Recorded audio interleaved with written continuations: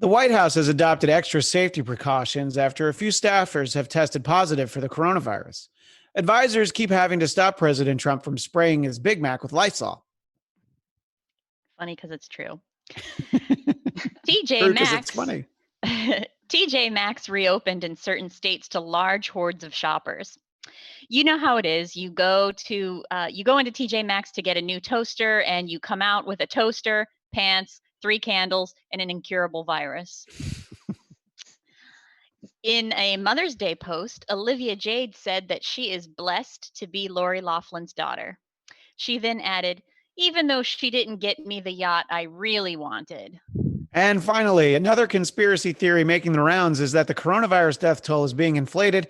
It's a theory being promoted by climate change deniers, some conservatives, and fans of Weekend at Bernie's. The Trump Report starts now. I'm Maria Menounos, and you're tuned in to AfterBuzz TV, the ESPN of TV talk. Now, let the buzz begin. Welcome to the Trump Report. So excited to be here, but here, there, and there for all of you for another hopefully fun-filled hour. I'm Christian Bladt, joined by my partner in mirth, as always, by Tamra Brown. Hi there. And Scott Moore, who is, I believe, auditioning for the role of Grizzly Man, and you've got the part as far as I'm concerned. Yes. I don't even want you to think about shaving that beard, much less actually. And of course, from the study or possibly the parlor, not quite sure what room that is, Chelsea Galicia. Hello there, and yes, Scott, don't shave ever. All right. So, lots to talk about as always. California opened the door just a little bit to some reopening. I think we didn't quite know that yet last Tuesday. Maybe we did that a little bit of retail, but curbside only. Oh yeah, we did talk about this. So it seems like that's gone reasonably well. Has anyone done any curbside pickup? I'm not talking about foodstuffs. Whether it's somewhere that maybe was open before last week, or somewhere that just, maybe you really needed to get a book immediately and not through the mail. Did anybody do any curbside pickup here locally? Not recently. I think it was a couple weeks ago I mentioned how I went to Best Buy because they've been doing it for a long time, and it was so incredible. I just wish that they would just do that from now on. Yeah, I'd like to, not even germ phobic. I'd just like to not go into stores again. If like, and smaller businesses, they'll like FaceTime with you and show you around the store. I've seen, some people have told me about that. And it's like, cool. Yeah, can I just stay in my car? And I talked about how I went to the drive-in, it's like, yeah, this is fine. I obviously you want to have the employees get back to work eventually when it's safe and all that.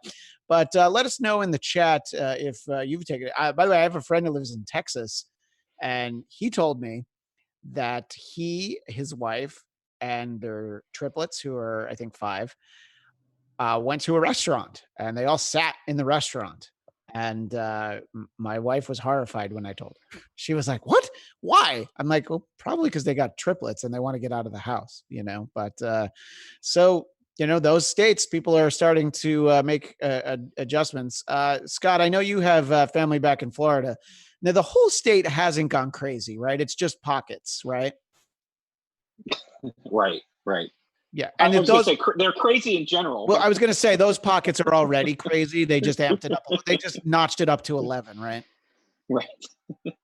Yeah. I mean, and I have a lot of friends that they're in Florida that I've been talking to every week, and they're going back to work. But a lot of my friends are also very nervous about going out to restaurants, and they have kids too, and they're just not quite ready to do that, even though they've started to open up places again. They're mainly just kind of taking it easy and slow, which I think a lot of people are doing anyways, even though things are reopening across the country. People are taking it slow. Yeah, no. The day that the restaurants open, it'll still be a day that I don't go to restaurants. But well, I've heard that Gavin Newsom is supposed to announce today, I believe, after this podcast, actually, about the next step about opening restaurants here. Yeah, he always likes to do things after the podcast so that we can't report on it, because he's trying to shut us down. He knows that we're the real fake news. Look, great restaurants, retail, just open my kids' daycare for God's sake, please. Just for their sake more than mine. Okay, equal. Anyway, there's a lot of headlines to talk about, but I did want to talk about something. I promised Chelsea this last week. We were going to talk about the fact that because of coronavirus outbreaks at meat processing plants throughout the country, easy for me to say, there are some meat shortages. And I felt fairly confident that Chelsea was going to have some opinions on this. And what I'm understanding is it's not like you're going to go into your supermarket and there's absolutely no meat. It's more like, oh, you want ground beef? How about ground turkey? You want pork? How about steak? So it's like you have to be a little bit more selective. But that's my understanding. I'll let you know after I do my grocery pickup from Pavilions tomorrow. I'll report back next week. Don't worry. But when you hear about sort of the fragile supply chain for Americans getting food and our reliance on meat, what do you think, Chelsea? Well, I'm not trying to make this about meat at all, but it is fabulous that the price increases have caused people to become curious about meat alternatives. And so sales of like Beyond Meat and Impossible Meat and those kinds of things have gone way up. So yay, Americans, for being willing to try something new. And hopefully they enjoyed it and will stick with it.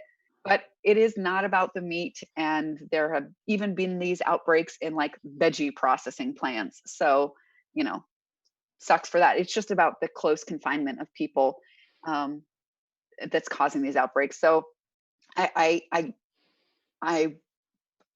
almost wish that it had a better impact on the animals, but now these animals are some of them are just being slaughtered and not even processed. Yeah, So so it I mean, doesn't you even can help the animals. you can make the argument against slaughterhouses, but when the food, when it's being provided for food, you can be like, okay, I disagree with that, but you understand that there's a reason for it. But yeah, you're hearing about farmers that are, basically plowing crops into the field, back into the soil because they're not selling it. And yeah, you are hearing about, just overcrowding at slaughterhouses. And it is interesting to hear about, really it just took, I think at first it was two really big plants, but it was two plants in the Midwest.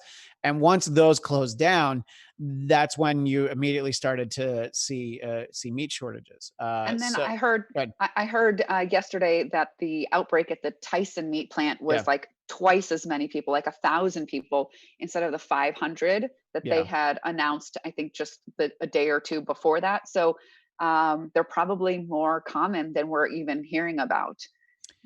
Yeah, and what's interesting is that it's a reminder the limited role of government when it comes to something like that, because President Trump said that no, we got to keep the meat The limited processing places role. open, and they're like, no, we can't. First of all, everybody's sick, and then more people are going to get sick, and we've yet to have that study that's like, oh yeah, you can totally get it from food. So far they're always like, oh, that's fine, you can't get it from food, but it's like, really? I think I just read an article that you can get it through your eyes now. So it's like every week it's like, I don't know, it's like week after week they're just like, man, we have to make this this pandemic a little bit crazier. Did you hear that it might be a sexually transmitted disease? That not solely, but yes, that it is possible for that. And look, that's, without getting too graphic, I'm just going to say that the idea that it couldn't be, I'm like, really? Look, regardless of what kind of partners you have, it's all disgusting. What men and women, women and women, men and men, whatever, it's all gross and it's not clean. It's not sanitary. We're all trying to be very sanitary. So yeah, I think we need an executive order against sex, because clearly it's going to just make us sick, or that's what my wife said, either way. So we hear all this talk about, what's safe and what's not. Thank you. What's safe and what's not safe. But and it's all horrifying, but I think you have to commend these plants that are like, yeah, we get it. We know you're all screwed, but we got way too many sick people. We cannot be open. How frustrating, Tamra, do you think it is for President Trump that he demanded that they opened and they did not stay open? Well, isn't every little tiny thing in life frustrating for President Trump? What I don't understand, and I should have brought this up in previous weeks, is that, we keep talking about the surmounting unemployment and how the numbers are going up and how now, it's worse than the Great Depression and things like that. But it's like, uh, why are we phrasing things like this? Because this is not for our unemployment is not for the reasons of a usual recession. So they shouldn't be compared to a usual recession. And I do feel that because we keep talking about these numbers like that, about, how putting things in this dire economy, comparing it to other times when there has been an economic recession, and putting it in those terms is only making Trump and people who I think they're pushing for things to reopen to fix this economy because it's being compared to a regular recession. And I feel like if we were maybe, I'm not saying not focus on the numbers, because it is important to, acknowledge that so many people are out of work and so many people are in such dire situations financially right now, but to compare it to an economic recession, it's making people defensive to, repair this economic catastrophe, that it's like, well, this is different circumstances. So I think we're doing ourselves, I don't know if this is making sense what I'm trying No, to no, say, but like it it was absolutely makes sense. I mean, look, you don't even have to look back to 1929. If you look at the housing crisis of, what was that, 12 years ago, that's a completely different sort of economic collapse. You can see, well, this is what happened and this is the result. This is just like, oh yeah, everything got shut down and nobody could work. And then it's been a ripple effect of like, like, people well, this, have jobs. yeah, I have a job and I will have one again when this reopens. It's just I don't right now, right. Yeah. Although I know in the past you've worked with Santa, and I think that he actually is going to be doing everything via Zoom He's this Christmas. So I don't know. I don't know. I think he might wow. cut back on That's this. insider information. I'm just look. Look. I've you know how the media is up in the North Pole. They'll talk to anybody with a scoop hat. Scott, you hear all this economically, and taking the commander in chief out of it, just sort of this idea of the circumstances that we're in, economically. What are you hearing from reasonable people whom you trust the opinion of in terms of how to proceed past this? And the word normal gets thrown around a lot, and I think anything that resembles normal, that'll probably be, I think that's a solid 2, maybe 3 years away. But as we sort of inch back towards that.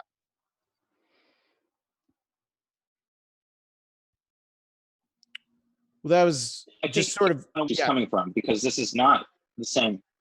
I was just say, it's not the same type of recession. It's not caused from the same reasons.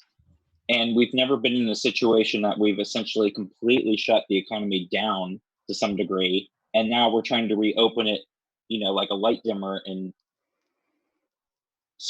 drabs and dribs, so different, and it's going to take a long time to recover. But at the same time, like Tamara was saying, a lot of people with these very high unemployment numbers will be rehired back in as soon as restaurants open again, as soon as stores open again. So the hire process is going to be different too than in previous recessions. So I think the balance is, again, everyone's saying, is you got to be able to find the balance up again, but be able to do it in a way that's the safest and most effective, so we don't have to backtrack again. That's the biggest challenge, making sure we don't have any more hotspots again, the virus, and then we have to shut everything down again. yeah, to We that got to point. really find the right balance of being able to open things up and succinctly. Yeah. And Scott, I think let's try clicking off your video again and seeing if that helps, because the Was connection audio? yeah, just switch over to the audio. Now, not that we don't love seeing you and that glorious beard, but I just think the connection will be a little bit better. But yeah, I mean, look, I think that obviously you need to proceed carefully, because you see that you see cracks sort of in the resolve of the American people. Some of the cracks are a lot bigger and more vocal, and some of them carry M16s and bazookas. But I don't know if it's M16s, AK-47s. I don't know my weapons. Sorry, I'm not a weapons nerd, unless we want to talk about lightsabers with Ryan, but we'll save that for the end of the show. So I think that like the idea that you might return to something that is just not this. And then in November, you're like, oh no, I'm sorry, everybody's got to get back inside. I think that's when like, wait again. No, I think we did this. I think you're going to find a lot more people who, not even to be defiant, they're just like, I just can't, for their own mental health. So, I mean, Dr. Fauci was speaking with the Senate today, which, by the way, that went back and forth so much. I really thought he wasn't allowed to talk to them. And then the Senate, yes, the House, no. Well, yeah, I mean, come on, the House. Besides, they're not in session anyway because they don't care about America. I don't know if you've read that, but I'm pretty sure that I heard that. So yeah, but he was just like, yeah, look, I get it, but you really shouldn't try and do this too fast. Anyway, so we can continue talking about things economically, but I did want to talk about one of the big hashtags right now. And I just want to be completely honest with everybody that is on the panel, everybody watching. I don't give a shit about Obamagate. I don't care what happened. I don't feel bad for Mike Flynn. I don't care about anybody involved. Even if this guy was done wrong the way, more than anybody ever has been done wrong by their government, I still don't care. This is really bad timing. If this is supposed to be important. And I know for Trump, it's just something to latch onto. I mean, there's, the great interaction with a reporter where he's like, well, we all know what he did. Well, what exactly did he did? Obamagate, so it's like, yeah, he did Obamagate. It's bigger than Watergate. And I think it's bigger than Watergate in that it's more letters. So he's right.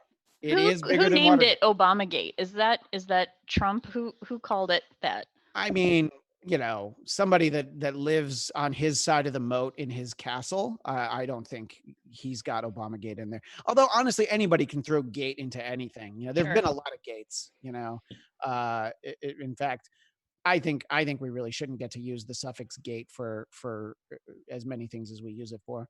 But like we hear about it, and it's like, again, even I guess maybe it's because I just want. I just have bigger priorities. I really don't care about this story at all. And I'm talking about it because the president wants people to care about it. And some people do. And some people care about it a lot. And I want to ask you first, Chelsea, do you think he's been effective in getting people to focus on hashtag Obamagate?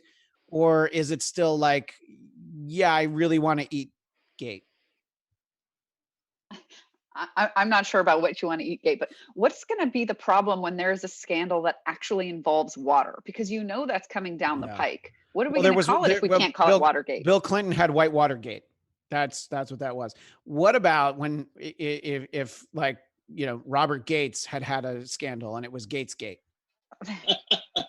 Look, these are the things that questions. make you go, This is why people tune into the Trump Report. Yeah, we'll let you know. Exactly. Yeah. I mean, I certainly have not been distracted by it. I do know, and I only flipped on Fox News recently, very briefly though. I heard Is it just because you like to see commercials for heart medication? Every once in a while, you just check it out. See what's happening. Just want to see what the other side is That's saying fair. to see if I can make sense of it.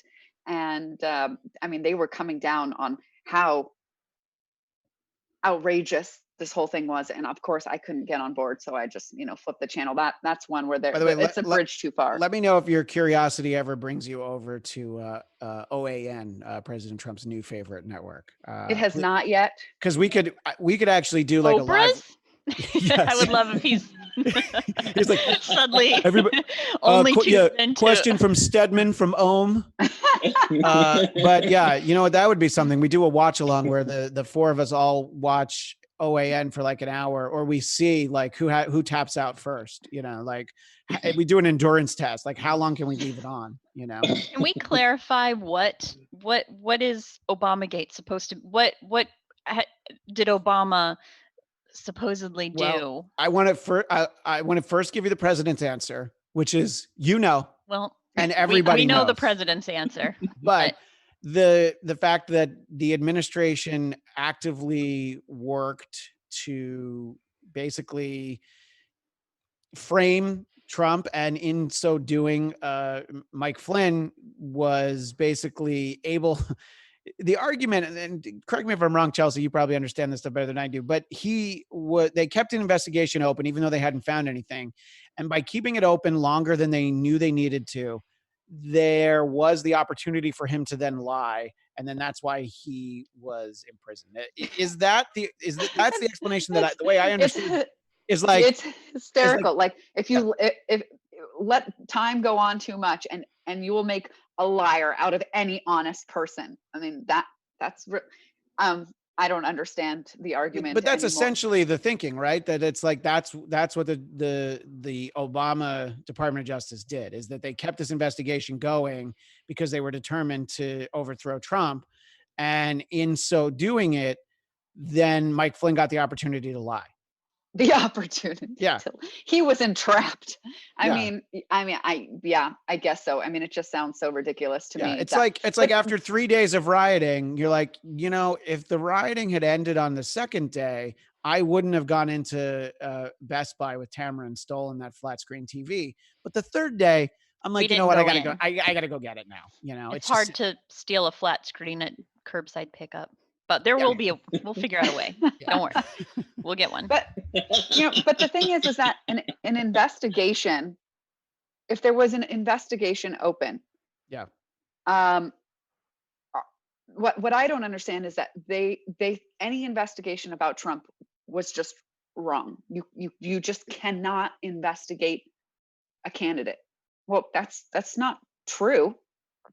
I don't know if it's been done before or if we've just not found out about it before, but frankly, I think we should be investigating our candidates more than we do, and not just for president, not just Republicans, but all of them.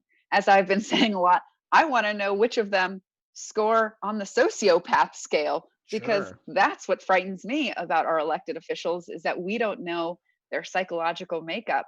And when we have literally sociopaths as political leaders and even CEOs, that's what gets us into a lot of trouble. A very unhealthy, although looking healthy, economy. Yeah, I don't know if that answered your question, Tamra, but that's essentially what they're saying, and that's why this is so important. And the timing, of course, for Obamagate becoming the big deal that it did at 1600 Pennsylvania Avenue, is that President Obama took the time to characterize the White House's response to the coronavirus as a, quote, absolute chaotic disaster, unquote. That is the opinion of Barry Obama, not necessarily, who I think was born in Kenya. I don't know, who this guy is, basically, but this is what he said. And then, of course, that led to him, President Trump, blowing up about this. And that's completely expected. The fact that George W. Bush does this video where he calls for compassion and solidarity, and then Trump takes the time to then talk about how terrible he was. And it's like, dude, I didn't even mention you. Like Obama, I get it. You got mad. So, Scott, he's a little bit more unhinged than we thought he was, possibly. Is that possible at this point? Well, that's exactly what I was going to say, is like, it seems like he's been crazier than even his normal crazy. All these tweets from last week going into this weekend and yesterday and today. I'm like, what is going on with him? I think there's a lot of levels going on. Like Chelsea was saying, I think the thing that he's claiming what happened is that they spied on the campaign. Yeah. And they shouldn't have done that to begin with. And that they ensnared Mike Flynn. And, so there's so many layers, but you're absolutely right. It was the fact that, it's pretty likely that Obama's people leaked what he said on purpose, just because they knew it was going to rise up Trump. Yeah. So it seems that it was planned on purpose just to get him right there. And he's dealing with a lot. He sees his poll numbers are tanking all across the country and in almost every single swing state. And, obviously the economy is tanking. And so he's just in a really bad mood seeing all this stuff going on. So this is his way of projecting, is like, let's start another thing against Obama again, because, my base hates Obama. So it's, he's just playing his typical MO, but he's gone to a whole other level of unhinged crazy. But the thing that really infuriated me is that Mitch ends up coming back and say, Moscow Mitch. He comes back in and he says that, you know, it was very unclassy of Obama to criticize Donald Trump. And I'm like, are you kidding me? Yeah. He had to go on the record to actually say how, you know, unclassy it was and how inappropriate it was for Obama to do that. But yet you see what Trump does every single day, and that's supposed to be okay. He never says a word about it. So. Look, the level of class coming out of the White House the past almost 3.5 years is obviously something that's very important to Mitch McConnell, and he feels like it's been sullied for the first time. Tamra, I assume you're outraged that President Obama had the audacity to speak out against President Trump. You know, I mean, usually you got to keep quiet about the guy who follows you. You know, you're supposed to probably just play golf. You know, what do you think? I almost asked you, what do you think is in Trump's head right now? But I don't know if we have the appropriate counseling available to you if you have to try and go that deeply. Well, I am surprised that Obama made a comment, but you know, I guess now that once he started endorsing Biden publicly, he's becoming more and more slightly more open, I guess. Yeah. So I was surprised that he had something to say. He doesn't normally say anything pointedly negative at an individual. Or if he does, it's more vague. You know, you have to read between the lines kind of thing. So I guess maybe if I were going to bat for Mitch McConnell, oh, good Lord, it's that when Trump does that shit, it's like, it's completely not, you know, like it's expected. That's him. When Obama does it, it's like, whoa. He's like, Obama's Pinch my supposed to be pearls. better than this. Yes. Trump is Trump, but Obama's Yes. supposed to. Yeah, by the way, I mean, to Scott's point, I think that Obama's comments were off the record, but in the way of like, hey, you guys know that this is off the record. You're recording, right? Yeah, this is off the record. But, you know, I think it was in those ways. And, you know, I think the words weren't out of his mouth before it got leaked to. No, I think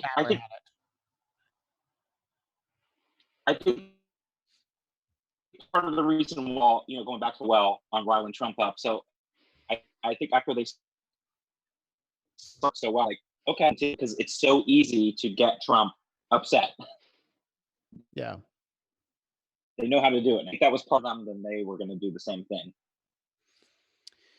Yeah, no, I know. So it's, I don't know. Again, the George W. Bush, like lashing out at him was just like, all right, now, like that guy's not even trying to hurt you, you know?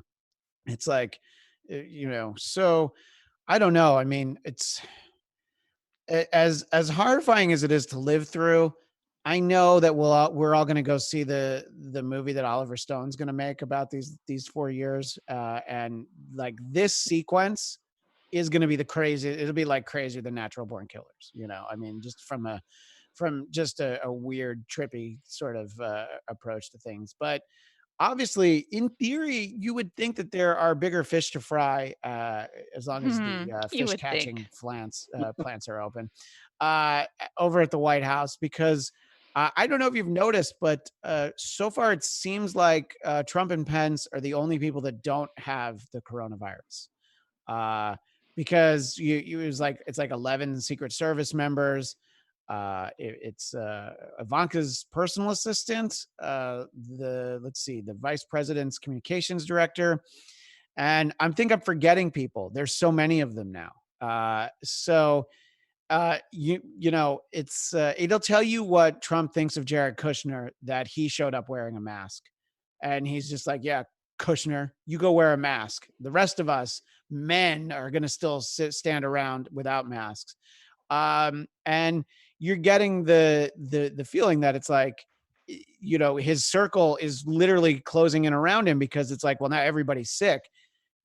You know, there was a very funny joke at the top of the show about him Cloroxing his Big Mac, but it's like he's supposed to go, or he went. Is he going to Arizona? Did he already go? I think he already took that trip. That was a trip where he didn't wear the mask. He's going somewhere else. I'm like, how is he like going outside? You know, it's like everybody's getting sick around him. And that's less about the man who is the president himself, and the fact that it's like any president should be like, yeah, not only am I wearing a mask, I'm definitely, you're going to see me in like a hazmat suit, but it's like, you can put the reporters in, you know, in like the Rose Garden or out on the lawn. But yeah, I'll just wave from the window. You know, it's, I don't know. I guess, look, I can understand, I guess, and I'm sort of rambling as I'm thinking about it, but the idea of like, well, it does portray strength if your president's like, yeah, I'm tougher than this virus, except he's not, because he's not young. And let's just say he's unhealthy. Let's just leave it at that, that he doesn't take care of himself. Okay. You know, that the previous two presidents probably could do some sit-ups. That's all I'm going to say. That's nothing else beyond that. So, what, you know, what do you think it's going to take for Donald Trump to put on a mask? Chelsea, let me ask you first. That it will piss off Obama. That his no, spray tan artist is catches coronavirus and isn't able to do his orange foundation every day, and then he's gonna have to. What if it's, look, if you put on a mask, we're going to fire Chuck Todd? Because I mean, that's, I could see that, you know. And then he's like, no, I won't do it. Like, well, what if we get ABC to fire Stephanopoulos too? Getting warmer, but that's still too many people. So yeah, I mean, look, it's, I was just going to say, if Ivanka gets it, if Ivanka gets it, then he will. Well, if Ivanka gets it, yeah. I mean, but see, that's the thing is, I think he'll just be like, you know, when he was reporting on Pence's communications director, he talked about, she took a great test. It was a strong test, but it was a positive test, you idiot. It was a strong test in that it was like, oh yeah, she has a strong virus coursing through her. And, you know, she had like been with the press the day before, and, you know, so it's, I don't know. I mean, I feel like we're going to get used to, you know, at restaurants, like service people, I think they're going to be wearing masks for a long time. I think it's going to be a long time before any of us are out in public and we think like, oh, that's weird, that person has a mask on. You know what I mean? It's like, it's, I mean, if Trump has some kind of weird DNA that we don't understand and he's tougher than the coronavirus, I think he should be wearing the mask for everybody else in the White House that he's apparently, you know, like a silent carrier for, because maybe he's giving it to everyone. If he just wore a mask, maybe his Secret Service wouldn't be catching it. So I don't know. Let us know in the chat what you think. I don't have it. I don't have an answer.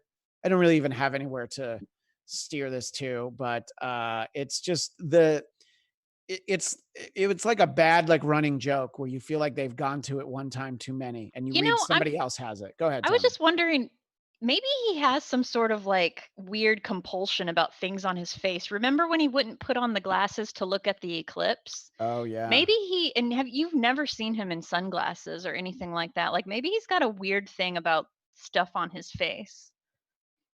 Except for his orange foundation. Mm-hmm. Well, yeah. Well, honestly, it could just be that simple, that he knows if he puts on a mask, as soon as it comes off, that he's gonna, you know, he's gonna have, like, I don't know, you'll see his real skin color. And, you know, and by the way, for his supporters, just hypothetically, what if that real skin color is something that's not white? So then he's gonna lose. He's gonna lose a lot of people that are out there right now. I wanted to talk about. Go ahead. Go ahead. I actually wanted to talk about a moment in which I thought Trump did a halfway good thing in discussing. When he fired Dennis Rodman on Celebrity Apprentice. Yeah, I agree. I think it was time for him to go. But in addition to that, what were you talking about? Well, I wanted to talk about a different Black man, and this is the man that was in Georgia that was shot by a father and son. The father, a former police officer. Ahmad Aubry, I believe, is how you pronounce his name. Yes. Yes, and Trump actually, for the first time, addressed it. Said it looked to be awful. It was interesting to me how he pointed out that in a picture of the gentleman that he'd seen, he was wearing a tux, and that because he was in a tux, he looked like a good guy. Just very interesting about the context under which we perceive people based on what they're wearing. Sure. But that he actually even said anything and said something that sounded like he thought that the father and the son did something wrong. I was pleasantly surprised by that. Of course, he didn't say very many words. It was like No, 5, but but it was something. what do you think about what he said subsequently? Is that people haven't seen everything that's in that video, and Well, I because mean, he's really that's true. followed it up with like, the idea There are good people on is all sides. that the argument from the side that obviously is siding with the father and son is like, well, this guy was wandering around a construction site. Here's his video of him on a construction site, and it's like, all right, Well, but great, bring it on. Okay, I've looked at construction sites. I've been like, ooh, curious, like what's going on in here. I yeah, have never for a minute thought that I would be shot dead for doing that. And it's not, is it something that you can even do a citizen's arrest for? I mean, the fact that that would be used to justify killing him is just, I just have to ignore those people. I'm not even going to argue with them because they don't understand logic and they don't understand the law. But nothing that he could have done. Let's just say that he got into a physical altercation with the two men. yeah. Well, these two men had approached him with weapons, and if he thought he was trying to defend himself and he started to get aggressive, that's still legal. If somebody comes at you, you could be aggressive. I don't even think I have seen that. So sure, we haven't seen everything that happened in the minutes, the days, the years before that. But Yeah. at some point it doesn't matter, and you can say all that. And yes, so in a sense he did kind of backtrack on his support of justice, but by saying you don't see what happened before. Obviously he spends a few minutes a day on Twitter, and he realized where his supporters were on this issue was not where he had spoken to. So then he's like, oh, there's got to be something else in this video. We need to really look at it. But I agree that the initial statement, you're like, okay, look, he took a moment and said the right thing, but that is a rare, at least. That's a rare occurrence, as evidenced by the very brief interaction he had with reporters yesterday, which, I think that, look, there's times where reporters will ask questions that and it's not just Jim Acosta. There's, you're going to rile them up sometimes when you ask them questions. And I didn't think that it was out of line for the reporter. And sorry, I don't have her name in front of me. Working with limited technology today, but he was just like, why don't you ask China? And she was an Asian American reporter. And so she's like, well, why did you specifically ask me to talk to China? And he didn't say the answer that I expected, which was the same as his, what did Obama do? Which is, So I think it's and then the follow-up question, he didn't even, he took back the offer for a person to ask a question, and then he just left. And this guy loves to talk to reporters. He loves to get into fights with reporters. The fact that he just threw up his arms and walked away, I think that just shows how far along he is there's the argument that he never really wanted to be president. I think he just really doesn't want to be president anymore. It's maybe he's going to try and get corona, or he's going to fake that he has corona. Do the thing where you like take the thermometer and you put it on a light bulb, and he's like, yeah, I'm too sick to be president. Mikey, you have to be president now if your wife will let you, which he probably won't, by the way, because do you think that Mrs. Pence would let Mike Pence be in a room with Ivanka Trump? No. For those listening to the audio, I'm just shaking my head. So, look, these interactions are never surprising. I was just surprised that he basically took his microphone and went home and was like, okay, no more questions, because do you think he realized he shouldn't have told the Asian American reporter to go ask China, and he got called on it and he's like, I got to get out of here? Or was he just mad? Let me ask you first, Scott. Oh, he was just mad. Yeah. I don't think he had any clue or concept at that point. He was just mad. And we just were talking about earlier, he's steadily just gotten more and more unhinged this past week from his usual level of crazy. And, besides it just being embarrassing for the rest of the world to see, it's actually very dangerous to think that we have somebody like this who's not even capable of being able to keep their emotions in check. And I just find it very ironic, the big thing about, oh, a woman can't be president because of her emotions, but yet you see someone like this who clearly cannot keep Just throws a hissy fit. himself Yeah. in Yeah. check. I think his Starts very to feel like a narrow child, and emotional it spectrum makes it is dangerous too. yeah, his very narrow emotional spectrum is kind of in line with my 4-year-olds. It's like everything's going right, super happy. The slightest thing goes wrong, he's screaming face down on the floor.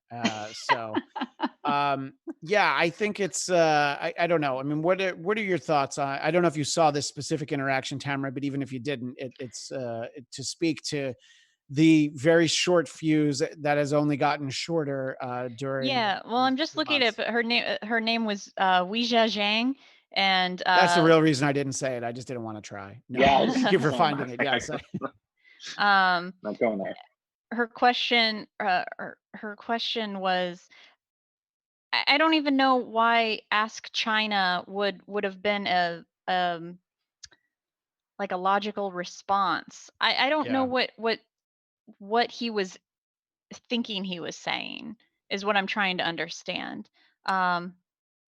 Yeah, I think he just saw her and just felt like whatever she was asking was going to, the appropriate answer for him to give was going to be Ask China. Well, I'm trying to find out what was her question.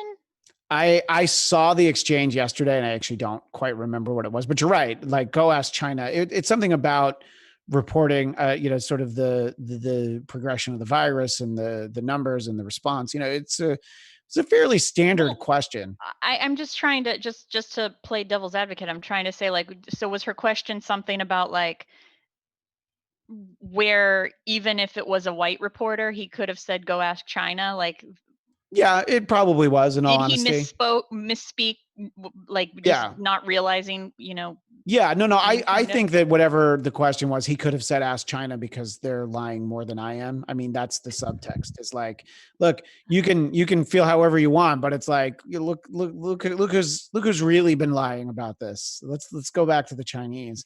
Mm-hmm.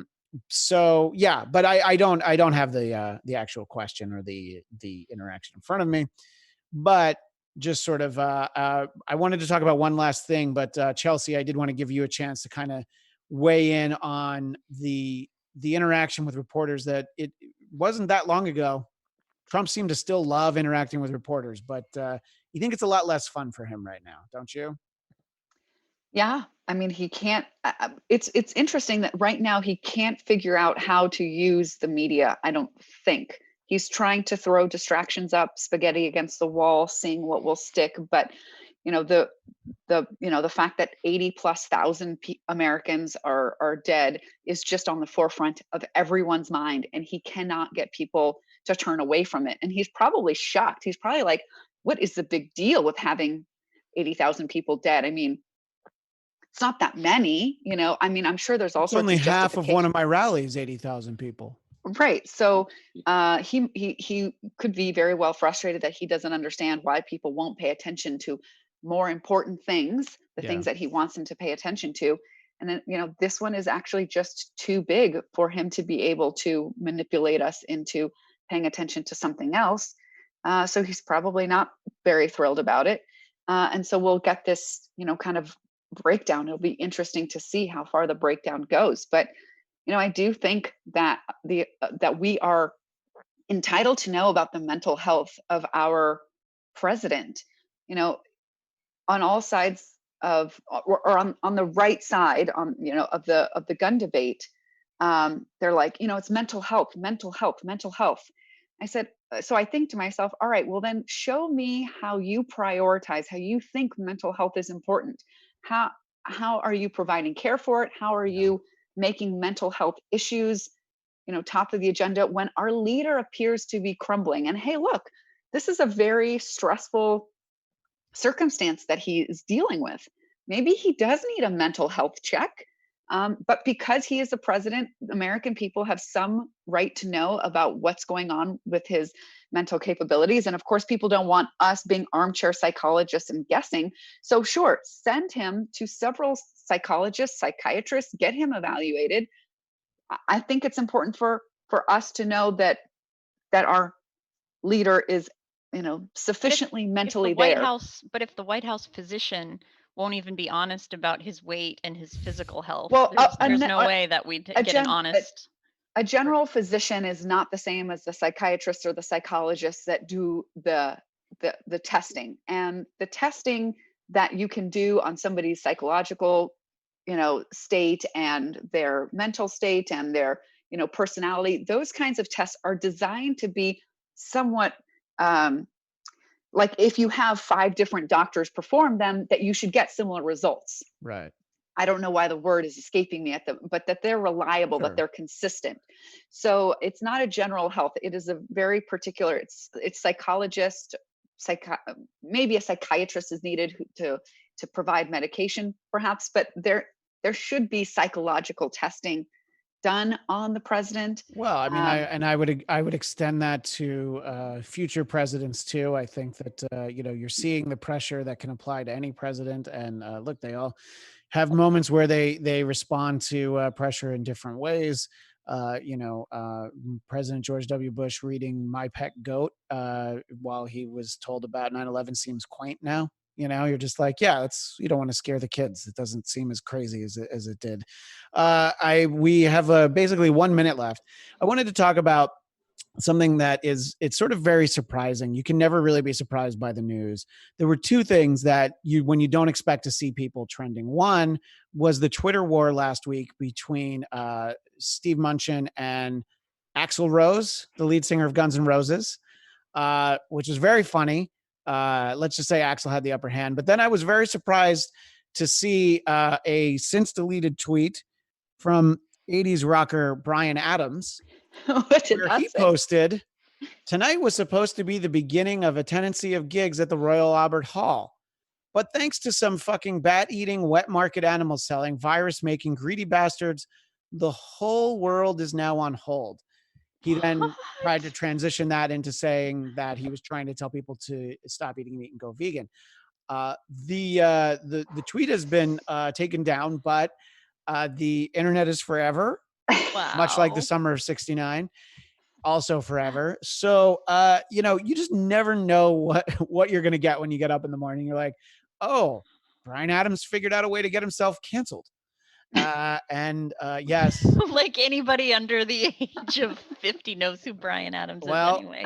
Then they really won't appreciate my joke because yes, it does indeed cut like a knife, but we're out of time. It's just shocking. It's just like, dude, you just had to keep your head down, and then in like 2 years you could book all those dates and go out on tour. And look, Yep. You think that there's a lot of powerful lobbies. You have not seen the bat eating lobby. Just wait. Okay. That they are going to come for him and his song from that Robin Hood movie. Anyway, we are unfortunately out of time, ending with the most important story of the week. But we will be back next Tuesday at 11 a.m. Pacific. That is 2 p.m. Eastern. Until then, Tamra Brown, where can people find you? Find me on TikTok at Hey Tamra. Yeah. Ooh. So for the people under 50, that's where they can find you. I'll find you on Twitter. And Chelsea Galicia, where can people find you? At Chelsea Galicia. And Scott Moore, where are you going to be talking to Mitch McConnell about the decency and manners of the White House? That's right, at SMan80. That's SMan80. And you can talk to me on Twitter and Instagram at ChristianDMZ. And over on the Popcorn Talk, you can see me on Thursdays at this same time, 11 a.m. Pacific, for Marvel movie news, which is a little bit more fun than this, but I don't think I can work the Bryan Adams story into that show. Just mean the subject matter is a little more fun. I wasn't trying to say that it's not fun talking to all of you. Chelsea laughed very loudly because I'm like, it's not what I'm saying. It's just more fun to talk about superheroes than, although it was fun to talk about people who pretend to be superheroes. Right. Well, hey, superheroes aren't afraid to wear masks. Think about that. Anyway, it's really not that smart. But thanks again to everybody. Thanks to Ryan in Mission Control. We'll see everybody next week. Thanks. Our founder, Keven Undergaro, and me, Maria Menounos, would like to thank you for tuning in to AfterBuzz TV. Remember, we're not just the first, we're the biggest in the world, and we're the only destination for all your favorite TV shows. Whatever you crave, we've got it. So go to AfterBuzzTV.com and check out our lineup.